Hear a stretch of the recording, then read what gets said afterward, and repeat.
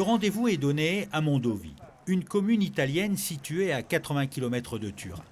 Alain et Guy, les deux pilotes, préparent la montgolfière. Les passagers du jour assistent à cette préparation tout en scrutant les conditions de la météo.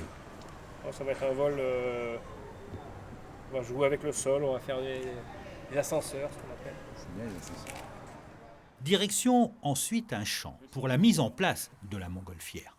De petits ballons aluminium sont lâchés dans le ciel afin de connaître précisément le sens du vent et de prévoir la zone d'atterrissage. Pour préparer la nacelle, tout le monde est réquisitionné. Il faut d'abord déployer la toile. Les passagers aident. Ils auront même le droit d'y pénétrer à l'intérieur. L'aventure se poursuit avec le gonflage du ballon. L'air produit par un ventilateur s'engouffre dans la vaste toile.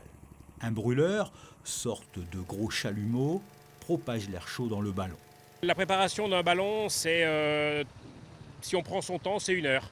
Voilà, parce qu'on veut faire découvrir aussi aux passagers le déroulement de la préparation, et la préparation fait partie intégrante du vol. Les passagers enjambent la nacelle, montent à bord et quittent tout doucement le sol à une vitesse de 1 à 4 mètres par seconde. Quelques coups de brûleur et la montgolfière commence très lentement son envol, se laissant porter au gré du vent. La montgolfière atteint rapidement 400 mètres d'altitude et offre un magnifique panorama. Le brûleur, composé de 2 engins métalliques qui surplombent l'habitacle, permet au ballon de prendre de l'altitude. C'est du propane qui est consommé. Sur un vol comme ceci, on n'est pas vraiment en configuration compétition, on va dire, mais on va consommer 50% de moins de carburant qu'une montgolfière normale. C'est-à-dire que pour un vol d'1 heure, on va consommer peut-être 22 kg de gaz. La montgolfière balade les passagers au-dessus de Mondovi, lieu idéal pour le vol en ballon. Le choix de Mondovi a été très très facile à faire parce que c'est une zone magnifique, c'est la capitale de la montgolfière en Italie. Ça se situe seulement à 2 heures de la principauté, à 2 heures de route. Et puis l'endroit est d'abord accueillant, il est propice à la pratique de la montgolfière. C'est une terre agricole, on va dire. Donc on a beaucoup d'espace pour pouvoir atterrir. Et puis l'accueil est extraordinaire. Mondovi, c'est vraiment les pilotes de ballon et les équipages, on est vraiment très très bien reçus.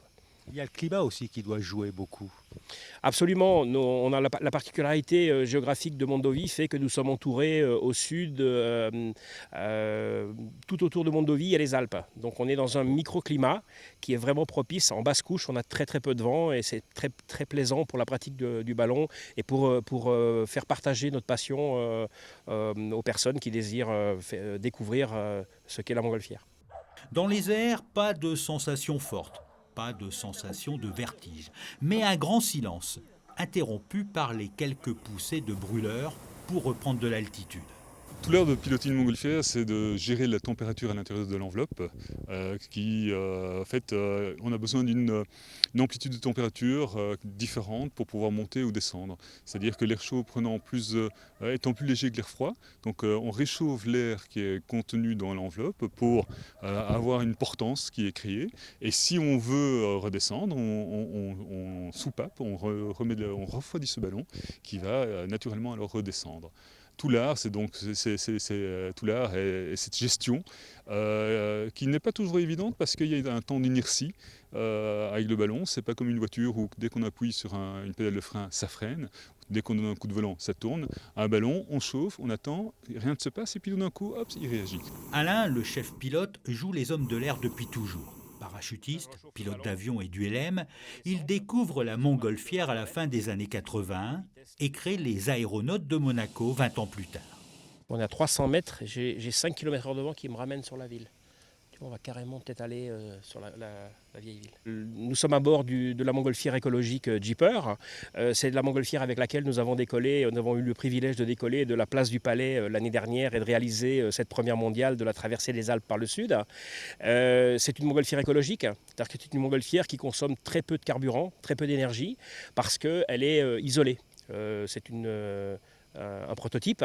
On travaille aujourd'hui à améliorer cette technique et à essayer de faire passer le message qu'on peut pratiquer notre activité en économisant entre 50 et 70% d'énergie. La balade dure un peu plus d'1 heure. Et bientôt, le retour sur Terre. L'atterrissage est toujours un moment délicat. C'est pour ça qu'on choisit des endroits comme Mondovì où justement on a pléthore de terrain pour se poser. C'est pas vraiment un problème. Lorsqu'un terrain ne convient pas, on remet les gaz et on repart et on va chercher un terrain plus propice. Le truc, c'est qu'on ne sait jamais où on va atterrir, quoi. Heureusement, parce que le charme de la montgolfière, le jour où on sait exactement où on va atterrir, j'arrête la montgolfière, soyons clairs. C'est une des dernières aventures humaines. Et ça vous apprend aussi l'humilité de faire avec ce que la nature vous donne. Et c'est ça qui est intéressant. Guy les attend au sol après avoir ciblé une zone d'atterrissage. L'équipage choisit un champ, plus propice à la manœuvre. La nacelle touche le sol tout en douceur. Les passagers peuvent alors descendre et échanger sur leur expérience. On sent rien, on est en suspens, on vole en même temps. Non, c'est génial. Je sais pas, c'est vrai, on ne fait pas la relation avec le sol. Vous attendiez à ça, très sincèrement? Non, non. Je m'attendais à quelque chose de plus, que le ballon se dirige plus facilement, des choses comme ça. Alors que vraiment, là, on est vraiment au gré du vent, quoi. Et s'il n'y en a pas, on ne bouge pas. Et s'il y en a, on avance.